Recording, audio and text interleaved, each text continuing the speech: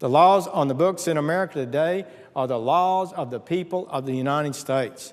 My message to the American people today is this: you can stop it.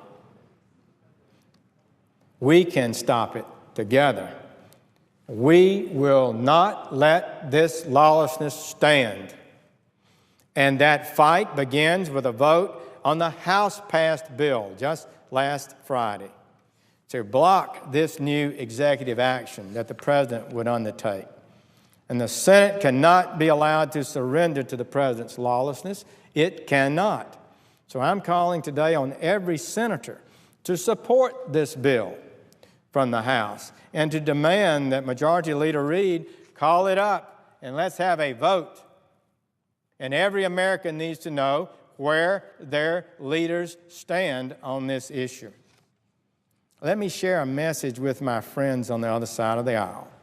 Each of you will have to decide whether you work for the Majority Leader Reid, whether you work for the President of the United States, or whether you work for your constituents. So I'll ask this: will you protect the jobs of the American people? Will you protect the borders of this nation? In essence, the sovereignty of this nation? Colleagues, will you demand your Senate leader bring this House bill up for a vote? If you oppose these executive actions, as some on the other side of the aisle have indicated they do, there's only one way to demonstrate it with integrity: support the House bill and demand it receive a vote in the Senate. There's nothing in that bill that's wrong or unprincipled or improper.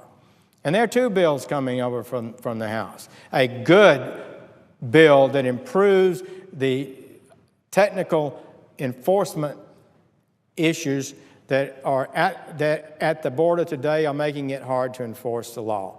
They improve that in one piece, and they provide almost $700 million in funding to help improve that situation and take care of people in need, the humanitarian need there.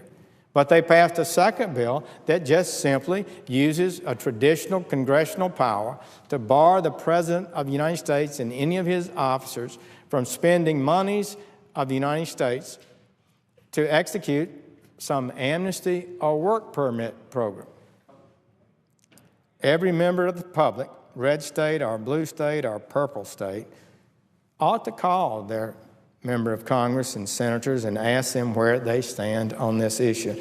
Ask them if they support the House bill to block this executive amnesty, contrary to law, contrary to heritage, contrary to the President's own words on more than one occasion, and whether or not your elected representatives will demand that we at least have a vote in the United States Senate.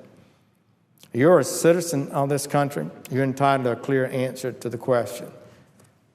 We work for the people, and I believe the people are not happy with us.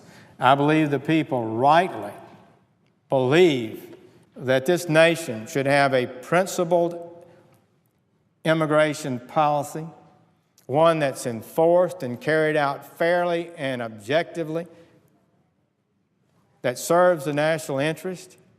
An immigration policy when a person in another country who wants to come to the United States can read the requirements and submit an application, and if they meet those requirements and meet the limits of our law, can be admitted to America.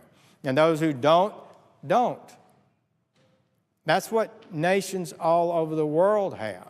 It's not anything wrong with that. No nation can, particularly any developed nation, can just open its borders to individuals, every individual who would like to come here. It just cannot be done. So the American people have a right to expect that. That's what they've wanted. That's what they've demanded of their presidents and their Congress for 40 years. And that's what the powers that be, the masters of the universe, surreptitiously and openly and otherwise have blocked.